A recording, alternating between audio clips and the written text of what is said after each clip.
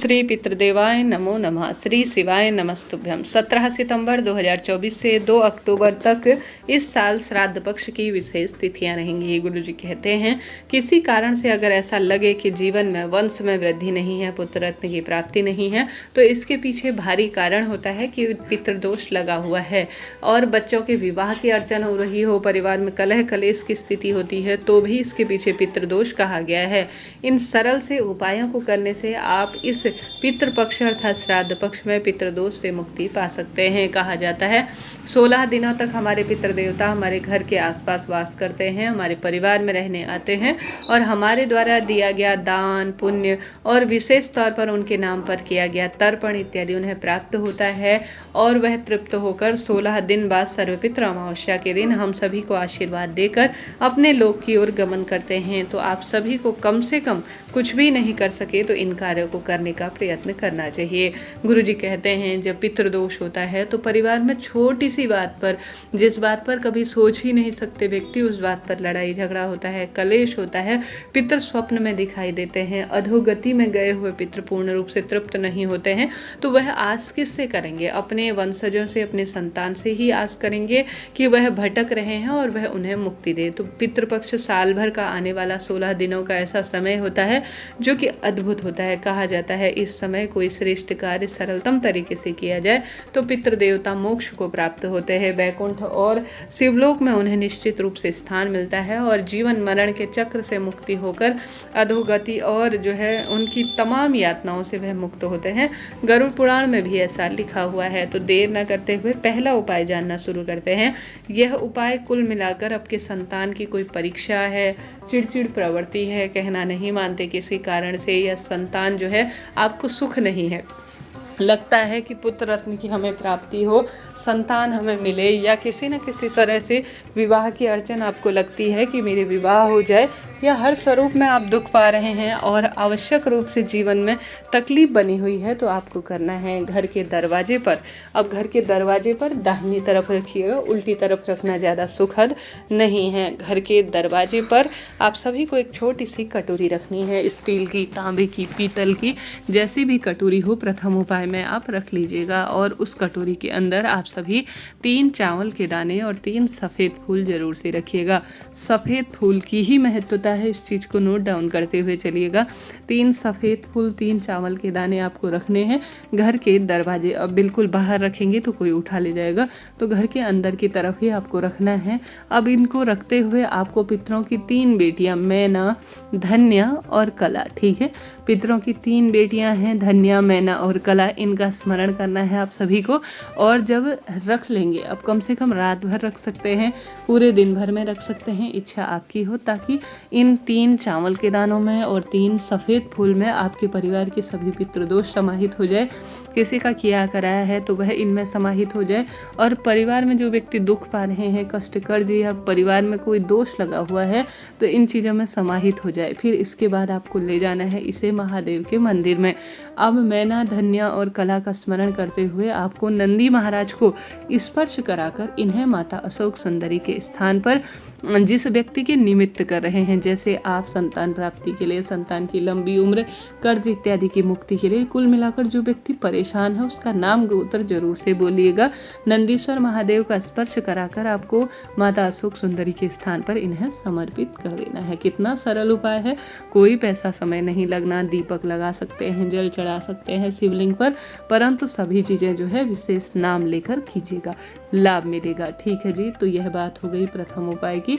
बढ़ते हैं दूसरे सरल से उपाय की तरफ। जैसे कि इस बार बहुत सारे दुर्लभ और सर्वश्रेष्ठ दिन बन रहे हैं जो कि अपने आप में भाग्य की रेखाओं को प्रबल करने के लिए हो रहे हैं। जीवन में हार रहे हैं, दुख पा रहे हैं, कष्ट कर्ज से घिरे हुए हैं और हर स्वरूप में लगता है कि मैं इन चीज़ों का समाधान कैसे करूं, तो आपको यह दूसरा उपाय करना चाहिए। यह दूसरा उपाय तो कुल मिलाकर पुत्र प्राप्ति के लिए खास तौर पर माना जाएगा, क्योंकि पुत्र प्राप्ति में कच्चा दूध बहुत फलदायक माना जाता है और वंश वृद्धि में तो कच्चा दूध सहायक है ही।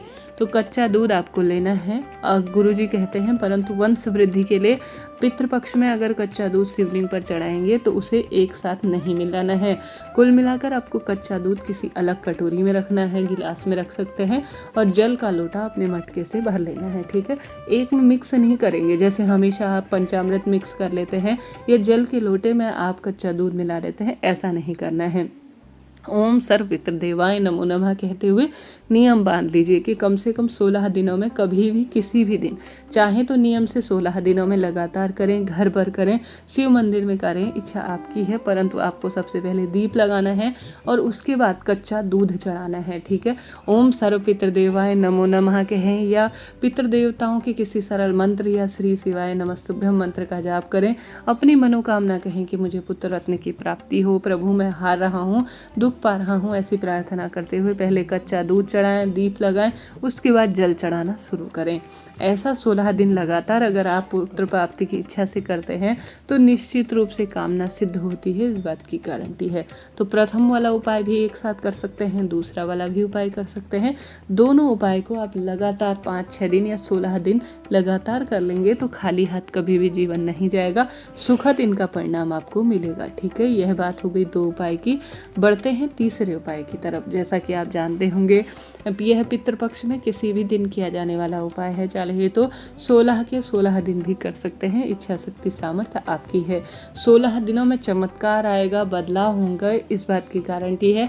जिस दिन आपके पितरों की तिथि हो उस दिन आप सभी कोशिश करें कि आप आवश्यक रूप से अपने पितरों के निमित्त जो आप कार्य करते हैं, जैसे वंश वृद्धि के लिए, संतान सुख के लिए दीप प्रज्वलित करना, अन्न का दान, जल का दान, भूदान, वस्त्रदान, गोदान, जो आपसे बन पड़े करने का प्रयत्न करें। इन दिनों पितरों के निमित्त चिड़िया के लिए, अर्थात जो कबूतर होते हैं, कौवे होते हैं, या जो चींटियाँ होती हैं, जो गौ माता होती है, जो स्वान होता है, वह ब्राह्मण देवता होते हैं, इनके मुख से कहा जाता है पितृ देवता हमारे द्वारा उनको भोजन दिया जाता है तो ग्रहण करते हैं। तो कम से कम ब्राह्मण भोज किसी न किसी दिन कराएं। साथ के साथ यह उपाय का तो आप नियम बांध लीजिए। जीवन में पितृदोष के कारण ही कहीं ना कहीं परिवार बहुत अधिक परेशानियां आती हैं, नौकरी नहीं लगती, भाग्य साथ नहीं देता। पितृदोष के तो भारी लक्षण शास्त्रों में कहे गए हैं। ऐसे में पितृपक्ष में आपको 1 चावल का दाना 1 जल के लोटे को आपको रसोई में रात को भर लेना है। रात को जल का लोटा भरना है रसोई में, उसके ऊपर एक प्लेट रखनी है और उसके ऊपर 1 चावल का दाना रख देना है और एक लंबी बत्ती का घी का दीपक दक्षिण दिशा की ओर मुख करते हुए अपने घर की रसोई में आपको लगा देना है।